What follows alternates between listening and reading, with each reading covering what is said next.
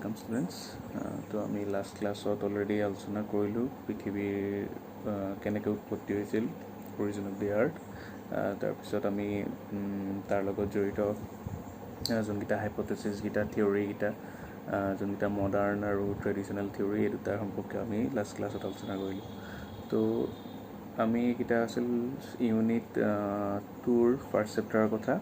तार पिছত एतिया यूनिट 2 रे first chapter second topic two evolution of the earth तार विषय आमी एटु भिडिओत आलोचना करिम अर्थात पृथिवीर विवर्तन और आमी आलोचना करिम इवोल्यूशन ऑफ लाइफ अर्थात केने केने पृथिवीर जीव सृष्टि हल पृथिवीत और यार क्रम विकास सम्पर्के। तो आमी जानो जे पृथिवीखन आजिर एटु अवस्था जो अवस्था आमी देखि आछो एटु अवस्था एकेदिनाই পোৱা নহয়। तो ओरिजिनर टाइमत पृथिवीखনৰ अवस्थाটো एतियातके बहुत गुणे बेलेग আছিল। तार पिছত विभिन्न प्रसेसर माजे आহি बर्तमान पृथिवीखने एटु अवस्था पाइছে। तो किनो हे प्रसेसखिनि केनेকুৱা আছিল कोनखिनि स्टेज पार হৈ আহি পেলাই पृथिवीखने बर्तमान আমাৰ এই অৱস্থা পাইছে এই সম্পৰ্কে আমি এই ভিডিওটোত আলোচনা কৰিম। তো ফাৰ্স্ট আমি জানিবলগীয়া কথাটো হৈছে পৃথিৱীখন যেতিয়া উৎপত্তি হৈছিল সৃষ্টি হৈছিল তেতিয়া বহুত উত্তপ্ত আছিল, টেম্পাৰেচাৰ বহুত হাই আছিল, বহুত ডেন্সিটি বহুত হাই আছিল। তাৰ পিছত ইয়াৰ যোনখিনি পদাৰ্থ আছিল পৃথিৱীখনৰ অলমোষ্ট গোটেইখিনি গলিত অৱস্থাত আছিল। সাপোজ ৰক চক বিভিন্ন ধৰণৰ মেটেল হক সেইবোৰ সব গলিত অৱস্থাত আছিল। তাৰ পিছত এটমস্ফিয়াৰ বুলিবলৈ একদম থিন লেয়াৰ এটা আছিল বহুত পাতল और সেইটো মোস্টলি তাত আছিল হাইড্ৰোজেন और হিলিয়াম। তো ফাৰ্স্ট স্টেজটো আছিল তেনেকুৱা পৃথিৱীখনৰ। তাৰ পিছত আমি এটা কথা লাষ্ট ক্লাছত আমি কৈছিলো যে পৃথিৱীখন যেতিয়া সৃষ্টি হৈছিল তেতিয়া মানে কি হৈছিল পৃথিৱীখন সূৰ্যৰ আকৰ্ষণ শক্তিৰ ফলত সূৰ্যৰ চাৰিওফালে ঘূৰিবলৈ লৈছিল আৰু ঘূৰাৰ ফলস্বৰূপে কালক্ৰমত এইখিনি গোলাকাৰ ৰূপটো যোনখিনি ৰাউণ্ড শেপটো পৃথিৱীখনে পাইছিল সেইটো আমি লাষ্ট ক্লাছত কৈছিলো। তাৰ পিছত এতিয়া আমি জানিবলগীয়া কথাটো হ'ল লিথোস্ফিয়াৰনো কেনেকৈ ক্ৰিয়েট হৈছিল পৃথিৱীখনৰ যোনটো অস্মমণ্ডল বুলি কয় সেই বিষয়ে আমি জানিব লাগিব, তেতিয়াহে আমি পৃথিৱীখনৰ বৰ্তমান অৱস্থাটোৰ বিষয়ে আমি গম পাম।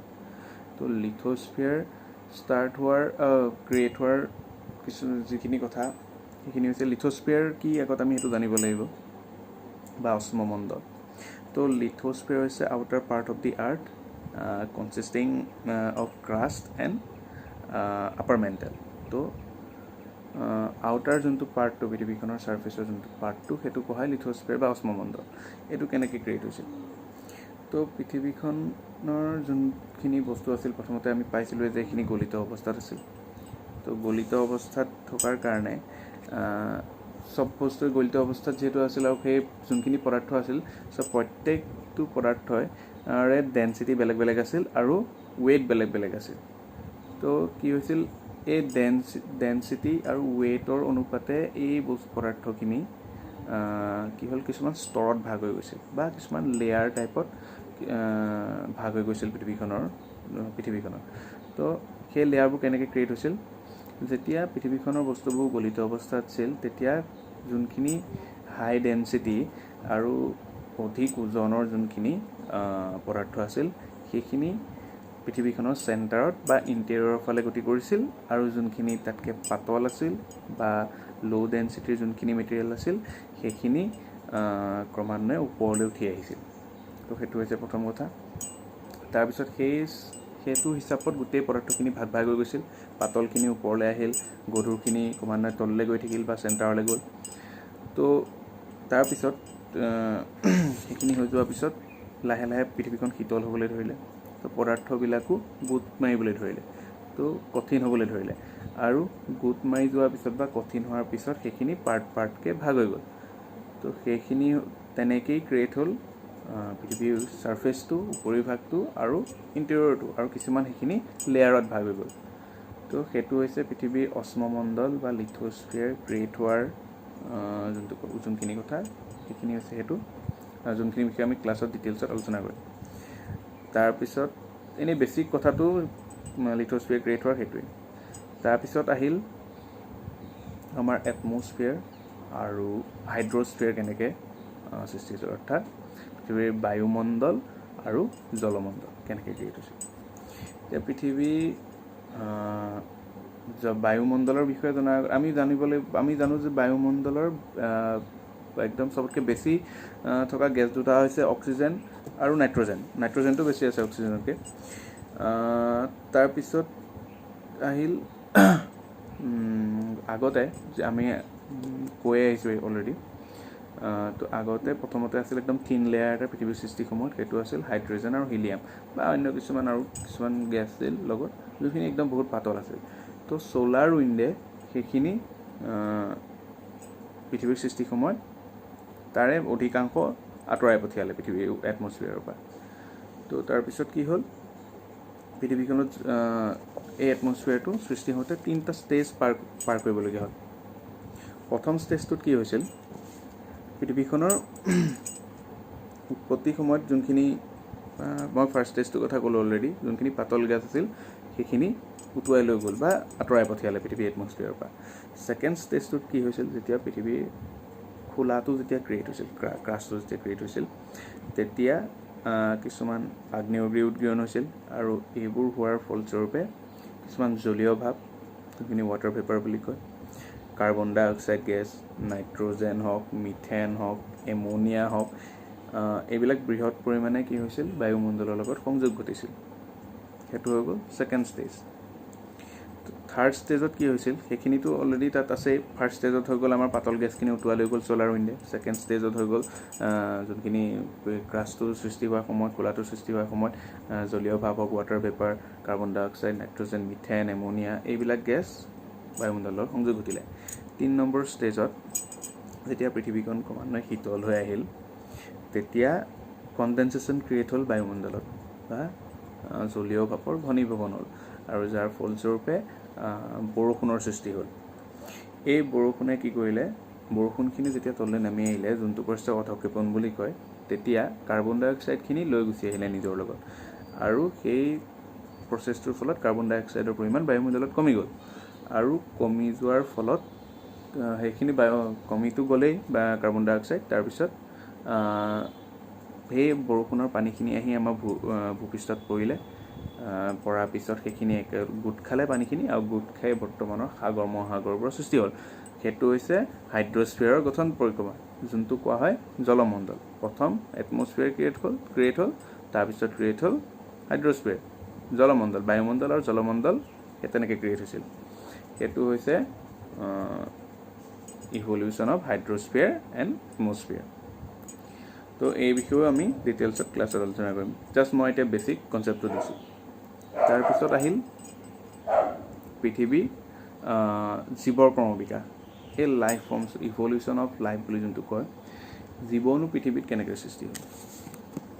তো জীৱ সৃষ্টিটো প্ৰথমতে জীৱটো সৃষ্টি হোৱা নাছিল। প্ৰথম আহিলে পৃথিৱীৰ গোটেই ইণ্টেৰিয়ৰ হওক, ক্ৰাষ্ট হওক, এইবোৰ গঠন হ'ল।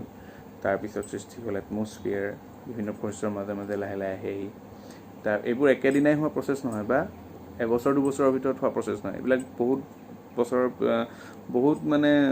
বছৰ ইটোৰ পিছত সিটো বছৰ পাৰ হৈ যোৱাৰ পিছত লাহে লাহে বৰ্তমান এইটো ষ্টেজ পাইছেই। তাৰপিছত ক্ৰিয়েট হ'ল জলমণ্ডল, যোনটো কয় হাইড্ৰস্ফিয়াৰ। তাৰপিছত ক্ৰিয়েট হ'ল লাইফ ফৰ্মছৰ। তো লাইফনো কেনেকৈ ক্ৰিয়েট হ'ল। এতিয়া প্ৰথম অৱস্থাত আমাৰ পৃথিৱীখনৰ যিটো চিটুৱেশ্যন, সেইটো চিটুৱেশ্যনত লাইফ কেতিয়াও ক্ৰিয়েট হ'ব নোৱাৰে। লাহে লাহে পৃথিৱীখন যেতিয়া সুস্থিৰ হ'ল, তেতিয়া কি হ'ল, কিছুমান কমপ্লেক্স মলিকিউলৰ সৃষ্টি হ'ল, যোনখিনিক আমি কওঁ কছাৰ ৱেট বুলি কওঁ। তো সেইখিনি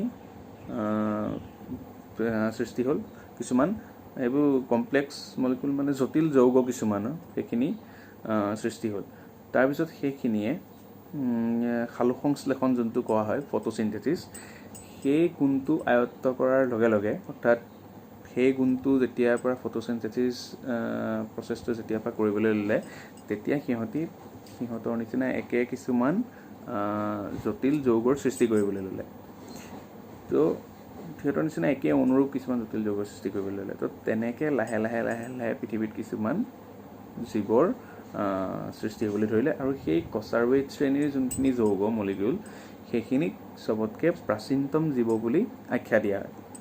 তো এই যোনখিনি কছাৰৱেদ শ্ৰেণীৰ জটিল যৌগ আছে বা জীৱ বুলি আমি যোনখিনি ক'ব পাৰোঁ প্ৰাচীনতম জীৱ, সেইখিনি কমেও আজিৰ পৰা 360ৰ পৰা 380 কোটি বছৰ আগৰ সিহঁতি জীৱ, আৰু সেইখিনিৰ পৰা লাহে লাহে আহি বৰ্তমানৰ জীৱ জন্তুবিলাকৰ সৃষ্টি হৈছে। আৰু এই বিভিন্ন ষ্টেজত বিভিন্ন ধৰণৰ জীৱ সৃষ্টি যোনখিনি হৈছিল, সেইখিনিৰ আমি প্ৰমাণস্বৰূপে আমি বৰ্তমান পাওঁ। কিছুমান ফচিলছখিনি আমি যদি চাওঁ, সেইখিনি আমি তাৰ প্ৰমাণ। আৰু এই ফচিলছখিনি বা জীৱাশ্মখিনি পোৱা যায় কিছুমান শিলৰ মাজত, যোনখিনি সিহঁতৰ ফচিলছখিনি থাকি যায় বা জীৱাশ্মখিনি থাকি যায়। তো সেইখিনি আমি যদি অধ্যয়ন কৰোঁ, তেতিয়া আমি এই পৃথিৱীৰ জীৱনো কোনটো ষ্টেজত, পৃথিৱীৰ কোনটো ষ্টেজত কোনখিনি জীৱ আছিল, সেইখিনিৰ বিষয়ে আমি ভালদৰে গম পাব পাৰোঁ। তো জীৱৰ বিকাশৰ বিষয়ে আমি অধ্যয়ন কৰিবলৈ হ'লে জীৱাশ্মখিনিৰ বিষয়ে আমি ষ্টাডি কৰিব লাগিব। তেতিয়াহে আমি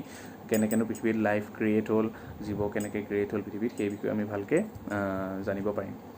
তো সেইটো হৈছে এটা বেছিক কনচেপ্ট, লাইফ কেনেকৈ পৃথিৱীত ক্ৰিয়েট হ'ল বা জীৱ কেনেকৈনো ক্ৰিয়েট হৈছিল আৰু বৰ্তমানৰ অৱস্থা জীৱসমূহে পাইছেই। তো এইখিনি কথা আমি নেক্সট ক্লাছত ডিটেইলছত আলোচনা কৰিম। এইটো এটা জাষ্ট বেছিক কনচেপ্ট, কেনেকৈনো প্ৰথম পৃথিৱীখনৰ সৃষ্টি হ'ল, মানে বৰ্তমানৰ অৱস্থা পালে সেই বিৱৰ্তনটো, ক্ৰাষ্ট কেনেকৈ, লিথোস্ফিয়াৰ কেনেকৈ ক্ৰিয়েট হ'ল, এটমস্ফিয়াৰ কেনেকৈ ক্ৰিয়েট হ'ল, হাইড্ৰস্ফিয়াৰ জলমণ্ডল কেনেকৈ ক্ৰিয়েট হ'ল, তাৰপিছত লাইফ কেনেকৈ ক্ৰিয়েট হ'ল, ইভলিউশ্যন অফ লাইফ। তো এইখিনি একদম বেছিক কথা, ডিটেইলছত আমি ক্লাছত ষ্টাডি কৰিম। তো এইখিনিৰ বিষয়ে যদি বুকছ আছে তো অকণমান চাবা।